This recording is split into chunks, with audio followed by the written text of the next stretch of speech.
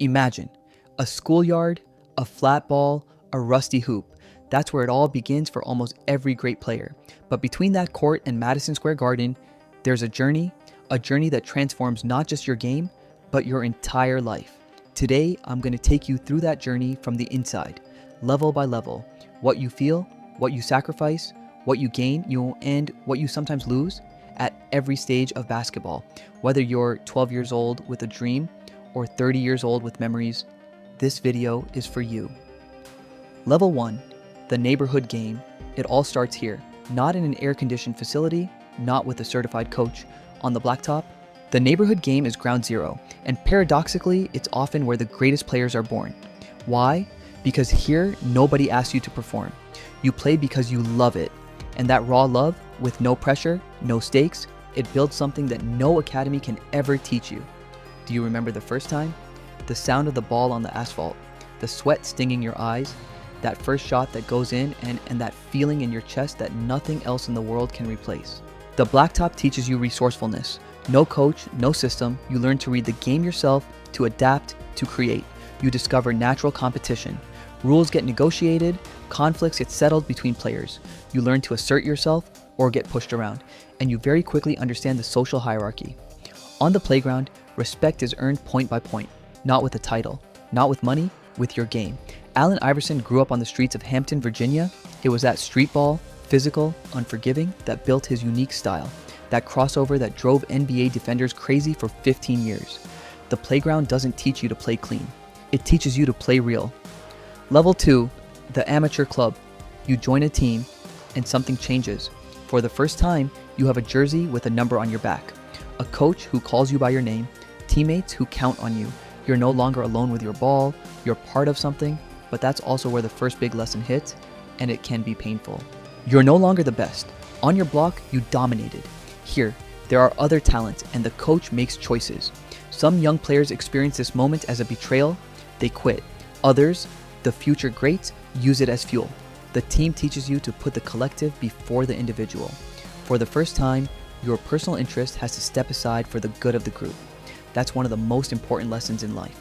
You also discover the relationship with authority. You have a coach. He makes decisions you don't always understand.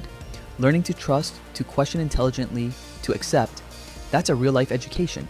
And you start managing your ego. You're going to miss big shots. You're going to have bad games. How do you respond to that? That answer will define who you become. There's something magical about this level. The innocence is still intact. You still believe anything is possible. And you're right. Level 3, the elite youth program. You got noticed. A scout saw you play. A coach said, that kid has something. And right there, your life shifts. You leave your family, you enter an elite youth program, a development academy. You're 14, 15, 16 years old, and you're making adult decisions. This is the level where basketball stops being a game. It becomes a calling or a cage, depending on how you live it. Wake up at 6:30 a.m., physical training, classes in the morning, technical practice in the afternoon, recovery, team dinner, lights out at 10 p.m., 7 days a week, 52 weeks a year, with 2 weeks of vacation where you go back home and realize your childhood friends moved on without you. This is where a lot of players break. Not physically, mentally, homesickness, the pressure of results, internal competition between teammates who are also your rivals for a spot on the roster. And that question that comes back at night, in the dorm, do I still actually love basketball? Or am I doing this because I don't know how to do anything else? Kobe Bryant left home at 17 to pursue his dream professionally. He later talked about the loneliness of those early years and how it forged him mentally for everything that followed. This level forces you into independence.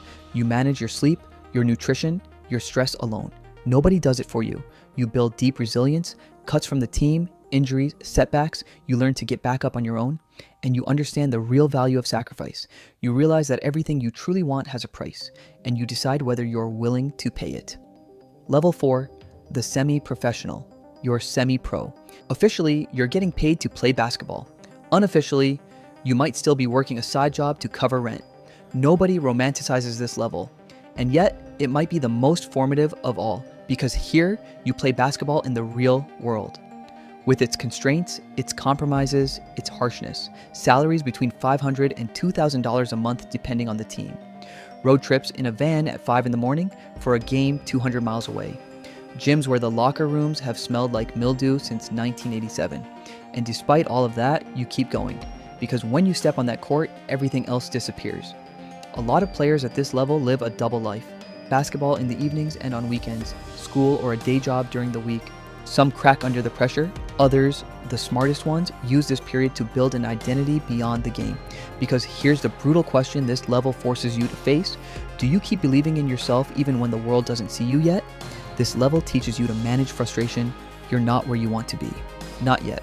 How do you live with that without accepting it as your final destination? You discover the real value of invisible work. Nobody applauds you here. You work in the shadows. And it's in the shadows that you build the light. And you develop balance. Basketball, school, personal life, money, you're juggling everything. That ability to manage it all will serve you for the rest of your life, NBA or not. Level 5, the professional overseas. You're a professional, a real professional.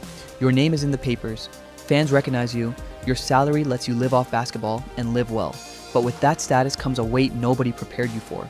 You change countries sometimes every season. New team, new language, new culture. Your family stays back home while you settle in Madrid, Belgrade, or Istanbul. You live in an apartment the team picked for you. You eat at restaurants your nutritionist approved. Your life is structured, managed, optimized. You have everything you wanted at 15. And sometimes, in a hotel room on a road trip, alone with your phone, you wonder why it doesn't feel exactly the way you imagined. One bad game and social media explodes. You learn to live under the permanent gaze of the public. Your agent works for you, but you need to understand what you're signing. Players have lost years by negotiating poorly. And for the first time, you really ask yourself, who am I outside of this game? There comes a moment in every overseas pro career when you realize basketball has an end, that your body will age, that the knees will start talking. The greatest players begin preparing for life after basketball at this level. The others wait and suffer when they retire. This level teaches you adaptability. You constantly adjust. Team, country, coach, system. That's the number one skill in the modern world. You grow as a human being through contact with different cultures, different worldviews, and you start to ask yourself what kind of player you want to be, what kind of man. The answers to those questions become clearer here. Level 6, the NBA, the top. You walk into an NBA arena for the first time as a professional player, not to watch, to play, and something happens in your chest that words don't fully capture. All the work, all the late nights in the gym, all the tears, all the doubt, all of it leads to this moment. 82 regular season games, playoffs that can run into June, private plane travel, sure, but 3 cities in 4 days, week after week. Your body is a war machine, and like every machine, it wears down. LeBron James spends over $1 million a year just on his physical recovery. That's not luxury, that's professional survival. Rookie contract, between 1 and 10 million depending on your draft position. Second contract, potentially 30, 50, $100 million. And that's when the real test begins, not on the court, in your head. Nearly 60% of NBA players go broke within 5 years of retirement. Toxic entourage, catastrophic investments, uncontrolled generosity, unsustainable lifestyles. Scottie Pippen, 6-time NBA champion alongside Michael Jordan, nearly lost everything after his career. He said it himself. Nobody taught me how to manage money. Nobody. Every word you say gets analyzed. Your private life becomes public. You learn to protect what is sacred. Even at the highest level, especially at the highest level, nobody wins alone. The greatest NBA dynasties are stories of collective greatness. And you understand the temporary nature of success. The NBA gives you everything. And one day, it takes it all back. The average career lasts 4.5 years. Start preparing for what comes next from day 1. Level 7, life after the game. And then one day, it's over. Not always with a big ceremony. Sometimes just a call from your agent. A contract that never comes. A knee that gives out one time too many. And that's when the hardest question of your basketball life hits you. Who are you without the game? What few people understand and what players go through in terrible isolation is that athletic retirement feels like grief. You lose the structure, the brotherhood of the locker room, the adrenaline of game night, the feeling of belonging somewhere in this world. Studies show that elite athletes are particularly vulnerable to depression after their careers end. That's not weakness, that's human, but it's also a rebirth. The players who navigate this period with grace are the ones who built something beyond the sport. Magic Johnson became a billionaire businessman. Grant Hill became an art collector, a team owner, and a respected executive. Kareem Abdul-Jabbar became an author and one of the most thoughtful voices in American culture. Basketball gave you extraordinary skills, discipline, resilience, teamwork, the ability to perform under pressure. Those skills, they're worth a fortune in the real world. Life after the game is not the end of the journey. It's just the beginning of a new chapter. And the greatest players know it. Everything basketball taught you was preparing you for that life. From a schoolyard to an NBA court, from the blacktop to the championship podium. This journey, wherever you are on it today, it belongs to you. Because basketball isn't just a sport, it's a school of life. The most demanding, the most beautiful, the most honest one there is. If this video spoke to you, drop a like. It genuinely means a lot to me. Tell me in the comments, what level are you at today? And where do you want to go? Subscribe for more, and remember, every legend started with a simple ball and a whole lot of heart.